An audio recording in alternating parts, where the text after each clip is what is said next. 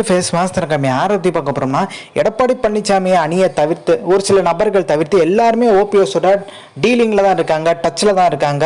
So ஒரு சில பேர் பார்த்தீங்கன்னா பாஜக எம்எல்ஏ கூட இன்னும் பேச்சுவார்த்தை நடத்திட்டு இருக்காங்க. எடப்பாடி பழனிசாமிக்கு தெரியாமல் இதே சசிகலாவை பார்த்தீங்கன்னா அதிமுகவில் பொதுச்செயலாளர் இருந்தாங்கன்னா இந்த மாதிரி நடக்கிறதுக்கான வாய்ப்பு இல்லை.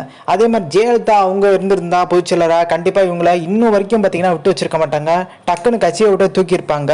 ஸோ அப்படி இருக்க ஒரு சூழ்நிலை எடப்பாடி பழனிசாமி அணியில் இருக்க நிறைய பேர் பார்த்தீங்கன்னா மாட்டு கட்சியோட திமுகவோட டீலிங்கில் வச்சுருக்காங்க, பாஜகவோட வச்சுருக்காங்க. இப்போ ஓபிஎஸை பார்த்தீங்கன்னா கட்சியை விட்டு ஒதுக்கினாலுமே பெரிய லெவலில் பார்த்தீங்கன்னா பேசக்கூடாதுன்னு தடுக்க முடியாமல் பார்த்தீங்கன்னா எடப்பாடி பழனிசாமி அந்த பதவியில் உட்காந்துருக்காரு பொதுச்செயலராக.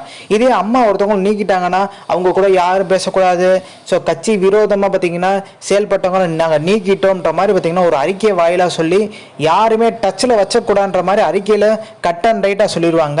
ஆனால் எடப்பாடி பழனிசாமின்னு அப்படி சொல்ல முடியல. இன்னுமே பார்த்தீங்கன்னா நிறைய மாஜிக்கள் பார்த்தீங்கன்னா ஓபிஎஸ்க்கு மறைமுக ஆதரவு தந்துட்டு இருக்காங்க.